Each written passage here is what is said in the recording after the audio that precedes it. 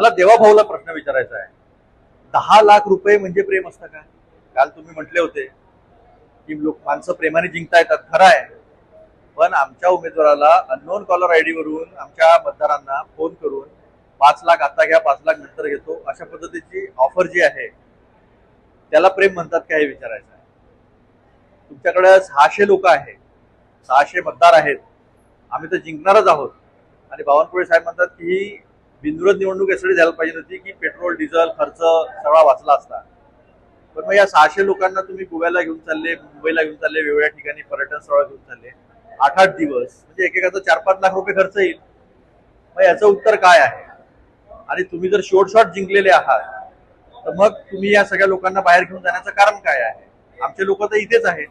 आमच्या लोकांना असं प्रलोभन दिलं, त्यांनी आम्हाला सांगितलं. आता आम्ही त्यांना सांगून ठेवलं की याच्या पुढे रेकॉर्डिंग करा, व्हिडिओ शूट करा आणि आमच्याकडे द्या, म्हणजे पुरावा तयार होईल. ज्या पद्धतीने तुम्ही म्हणता की काँग्रेसचे वोट आम्ही फोडू आणि कुठल्याच मुद्द्यावर तुम्ही बोलत नाही, फक्त काँग्रेसचे वोट पण आम्ही फोडू हे बोलता, मुद्दा कुठलाच घेत नाही. जलजीवन मिशनचे कार्यक्रम नाही अजून झाले, पिण्याचे पाणी नाही नगरपालिकांकडे, निधी नाही, फिल्टर प्लांट काम करत नाही आहे, असे अनेक प्रश्न जे आहे ते नगरपालिकांचे आहे. आणि उमेदवारांना माहिती आहे की अतुल लोंढे हे प्रश्न ताकदीने आपले मांडेल, महानगरपालिकेचे प्रश्न मांडेल. नागपूरमध्ये पुलाच्या पलीकडे पूर्व, दक्षिण आणि उत्तरच्या जवळपास तिथे क्रीडा संकुल आहे हरपूर मौजामध्ये, तर त्याला 46 कोटी द्यायला नाही आहे. 63 गेम तिथे होऊ शकतात. डम्पिंग यार्डचा प्रश्न आहे. असे अनेक प्रश्न मी उपस्थित करू शकतो, हे मतदारांना माहिती आहे.